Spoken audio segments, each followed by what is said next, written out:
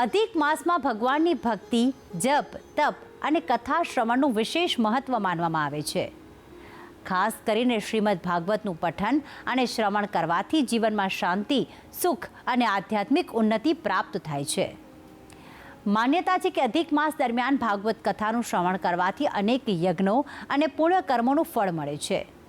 તો આજે ખાસ વાતમાં જાણીએ એક એવા ચમત્કારિક મંત્ર વિશે કે જેના જાપથી સંપૂર્ણ ભાગવતના પાઠ જેટલું ફળ પ્રાપ્ત થતું હોવાની માન્યતા છે. વધુ માહિતી આપશે ગુરુજી પ્રફુલભાઈ પંડ્યા. જજાગ્રતો દૂરમુદૈતિ દૈવં તદુસુપ્તસ્ય તથૈવૈતિ દૂરંગમં જ્યોતિખાન જ્યોતિરેકંદન મે મનઃ શિવ સંકલ્પમસ્તુ. જય ભગવાન મિત્રો, હું છું પ્રફુલભાઈ પંડ્યા. ભક્તિ સંદેશ કાર્યક્રમની અંદર આપનું સ્વાગત છે. દર્શક મિત્રો, આજે ખાસ કરીને એક મંત્રથી ભાગવતનું ફળ, આજનો વિષય છે એક મંત્રથી ભાગવતનું ફળ. તો કઈ રીતે એ પણ હું તમને વિસ્તારથી જણાવીશ. પહેલો તો અત્યારે હાલ ચાલે છે અધિક માસ, અને અધિક માસ આવે એટલે ઘરે ઘરે અથવા મંદિરે મંદિરે આપણે જોઈએ છીએ તો ભગવાનનું ભજન, કીર્તન, યજન, ભાગવત કથા વગેરે ધર્મનું પારાયણ, ભાગવતનું પારાયણ, વેદનું પારાયણ, ગ્રંથોનું પારાયણ કરવાનો સમય એટલે કે અધિક માસ. પુરુષોત્તમ માસની કથા સાંભળવાનો સમય એટલે કે અધિક માસ.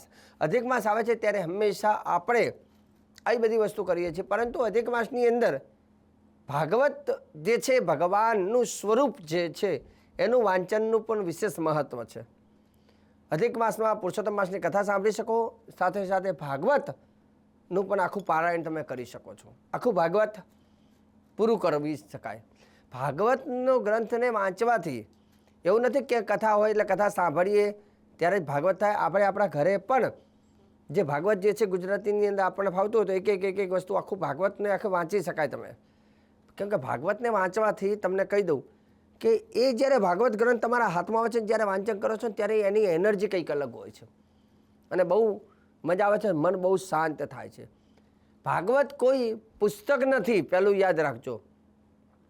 ભાગવત કોઈ પુસ્તક કે ગ્રંથ નથી. ભાગવત સાક્ષાત ભગવાનનું વાંગમય સ્વરૂપ ગણવામાં આવે છે ભાગવતને. એટલે ભાગવત ગ્રંથ નથી, ભગવાનનું એક સ્વરૂપ જ છે. ભાગવતા પ્રોક્ત ઇતિ ભાગવત. ભાગવતની અંદર જોવા જાય તો પાછું 12 સ્કંદ 335 અધ્યાય છે અને 18,000 શ્લોક જેમાં છે એ છે ભાગવત. ભાગવત, ભ એટલે ભક્તિ, ગ એટલે જ્ઞાન, વ એટલે વૈરાગ્ય અને ત એટલે તપ. જેમાં ભક્તિ છે, જેમાં જ્ઞાન છે, જેમાં વૈરાગ્ય છે અને જેમાં તપ છે એ ભાગવત કહેવાય છે. ભક્તિ, જ્ઞાન, વૈરાગ્ય અને તપનું સમન્વય થાય છે એ ભાગવત છે. એવું કહેવાય છે કે ભાગવતની અંદર 18,000 શ્લોક, 335 અધ્યાય અને 12 સ્કંદ. જો શક્ય હોય તો એક વખત જાતેનું વાંચન કરવું.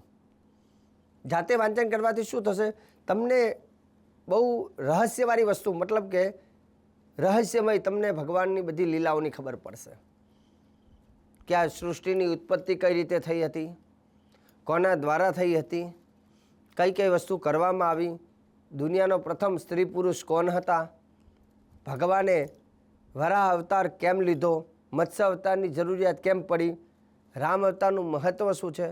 બધા જ અવતારોની જે ભગવાનની સંપૂર્ણ લીલાઓ જે છે એ બધી ભાગવતમાં છે. સતયુગ, ત્રેતાયુગ, દ્વાપરયુગ અને કલયુગ. કલયુગ ક્યારથી આવ્યો, કલયુગ કેટલા વર્ષ સુધી રહેશે, કલયુગની અત્યારની હાલની અવસ્થા કેટલી છે, આ બધી જાણકારી હોય તો એ ભાગવતમાં છે. તો ભાગવત વાંચવી અથવા સાંભળવી એને શુભ ગણાય. સાંભળવાની અંદરથી પણ આપણને મેન મુખ્ય પાત્ર હોય એ આપણે ખાસ કરીને શ્રવણ કરતા હોઈએ છીએ. પણ તમારે ગહરાઈમાં જો ભાગવતનું જ્ઞાન લેવું હોય તો ઘરની અંદર ભાગવત ગ્રંથ લાવો અને એ ગ્રંથથી એ ભગવાનનું એ વાંગમય સ્વરૂપની એ ચિંતના કરવી મતલબ વાંચન કરવું, એનાથી તમને વિશેષ લાભ થશે. ઘણા બધા પ્રશ્ન તમને મળી જાય. જેમ કે ભક્તિ સંદેશ કાર્યક્રમમાં પણ ઘણા લોકો અમને પ્રશ્ન કરતા હોય તો અમે શું કરીએ, બધા ગ્રંથો જે છે એ ગ્રંથોને ડીપમાં વાંચીએ છીએ અને વાંચન કરવાથી એનો જવાબ અમને મળતો હોય છે. હવે ઘણા લોકો એવું કહેતા કે શાસ્ત્રીજી આખું ભાગવત અમે વાંચવું છે, પરંતુ એક શોર્ટકટમાં કોઈ મંત્ર ખરો કે જેનાથી આખું ભાગવતનું ફળ મળી જાય?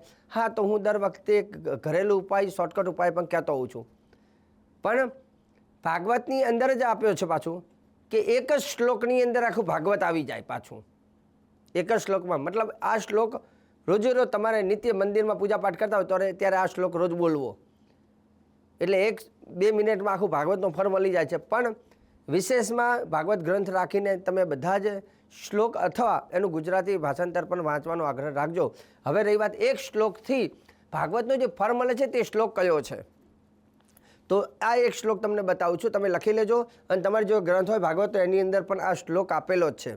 એને એક શ્લોકી ભાગવત શબ્દ કહેવામાં આવે છે. શું કહેવામાં આવે છે? એક શ્લોકી ભાગવત. શ્લોક આ પ્રમાણે છે: આદૌ દેવકી દેવ ગર્ભ જનનમ ગોપી ગૃહે વર્ધનમ માયા પૂતન જીવિતાપહરણમ ગોવર્ધનો દ્વારણમ કંસ છેદન કૌરવાદિ હનનમ કુંતી સુતા પાલનમ એતદ ભાગવતમ પુરાણ કથિતમ શ્રી કૃષ્ણ લીલામૃતમ. આ ભગવાનનો એક શ્લોક છે. આ એક શ્લોકથી તમને આખા ભાગવતનું ફળ તમને પ્રાપ્ત થશે.